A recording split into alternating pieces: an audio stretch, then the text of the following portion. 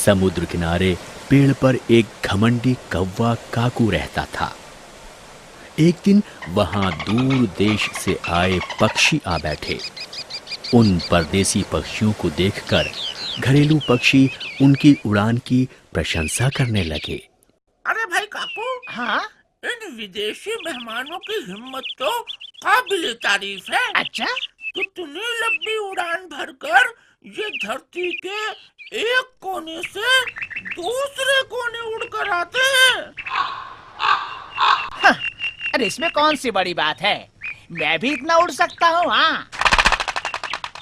कौवा उड़कर विदेशी पक्षियों के पास पहुंच जाता है और उनके बूढ़े मुखिया से कहता है, देखो, मैं तुम्हारे साथ उड़ने का मुकाबला करना चाहता हूँ। मेरी उड़ान सबसे अलग है। देखो भाई, हम तो दूर दूर तक उड़ते हैं, हमें उड़ने का बहुत अभ्यास है। तुम तो यहीं आसपास ही उड़ते हो, फिर तुम्हारा हमारा भला क्या मुकाबला। मैं उड़ने की तरह तरह की कलाएं जानता हूँ। हाँ। और हर तरह से मीलों तक उड़ सकता हूँ। हाँ। मेरी उड़ान पर मुझे पूरा यकीन है। हाँ। तुम लोग मुझे कम मत समझना, एक बार मुकाबला करके तो देखो। ठीक है, यदि तुम खुद पर इतना ही विश्वास करते हो तो फिर मैं भी मुकाबले के लिए तैयार हूँ। हाँ। हो जाए मुकाबला। ठीक है।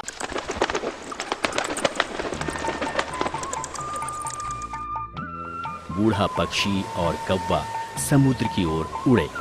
समुद्र के ऊपर आकाश में कौवा कई तरह की कलाबाजियां दिखाता हुआ पूरी शक्ति के साथ उड़ा और पक्षी से आगे निकल गया। लेकिन थोड़ी ही देर में वो उड़ते उड़ते थक गया। अब मुझे आराम करने की इच्छा हो रही है, अब तो उड़ा ही नहीं जाता। अरे अरे, कहीं बैठने के लिए पेड़ भी तो नहीं है। हाय हाय, अरे दूर दूर तक बस पानी ही पानी है। अरे मेरी तो सांस भी फूल रही है। अरे क्या करूं, अरे क्या करूं। इतने में वो पक्षी आराम से उड़ता हुआ कौवे के आगे निकल गया। कौवे की गति अब मंद पड़ गई थी, यहाँ तक कि वो समुद्र में गिरकर डुबकी खाने लगा। अरे अरे, मैं तो डूब रहा हूँ, अरे कोई बचाओ। क्या हुआ कौवे राजा, तुम्हारे पंख और चोंच बार बार पानी में डूब रहे हैं। ये तुम्हारी कौन सी कला है उड़ने की? अरे पक्षीराज, अरे मैं तो बड़ा ही मूर्ख हूँ। अरे और मुझे अपनी नासमझी का दंड मिल रहा है।